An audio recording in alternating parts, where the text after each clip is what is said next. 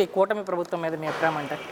ఇది కూటమి అభిప్రాయం అంటే ఇప్పుడు వైసీపీ 2019లో వైసీపీ ఎలాగొచ్చిందంటే మేము ఈసారి మాకు ఈ అవకాశం ఇవ్వండి, మన రాష్ట్రాన్ని మహా డెవలప్ చేసి ఒక స్వర్ణాంధ్రప్రదేశ్గా తయారు చేస్తామని మాయ మాటలు చెప్పారు. సరిమల జగన్, ఈ అంబటి రాంబాబు, ఈ పడవల నానిగోడు, ఈ బొత్స సత్యనారాయణ వీళ్ళంతా. అయితే నాయకులు ఆయనకి ఇచ్చే సీట్లేటి పక్క బోకర్నా కొడుకులకి ఇచ్చారు.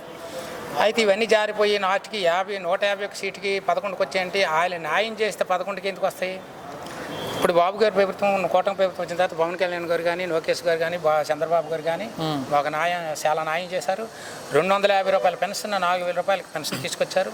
మహానుభావుడు అనకూడదు. ఎక్కడికక్కడ ఈ గుటకా బ్యాచ్, ఈ గంజీ బ్యాచ్ వీళ్ళందరినీ ఎక్కడికక్కడ అదుపులో పెట్టుకొని ఏ సెంటర్లు కూడా ఇప్పుడు ప్రశాంతంగా ఉంది.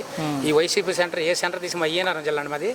ఈ సీపీబిల్ కానీ, అది బొత్స సత్యనారాయణ కానీ, ఇంట్లో ఏసీలో చిన్నసీని గారు వీళ్ళంతా ఆల్ పరిస్థితులు తప్పకని ప్రజల పరిష్కారం ఏం లేదు. మేమైతే ఇయ్యారన్న జిల్లాకి మటుకు మాత్రం మాకు కావాల్సింది మన టీడీపీ ఎమ్మెల్యే గారు కావాలని చెప్పేసి మేము గెలిపించుకున్నాం.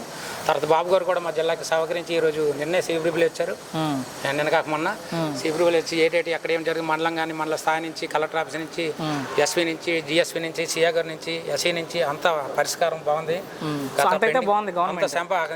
నిన్న కొడాలని గారు బయటకు వచ్చారు. చాలా పలవలాని గురించి నిర్ణయం కాదు, వాడు బయటకు కాదు, ఇంకా లోపల వేయడమే ఉంది కానీ వాడు చేసేది ఏమి లేదు. అంత మాయ మాటలు తప్ప. దెబ్బకి దెబ్బ పడవలాని లోకేష్ గారు నెట్టుకుంటే అంత డబుల్ గేమ్ కొట్టగలుగుతారు.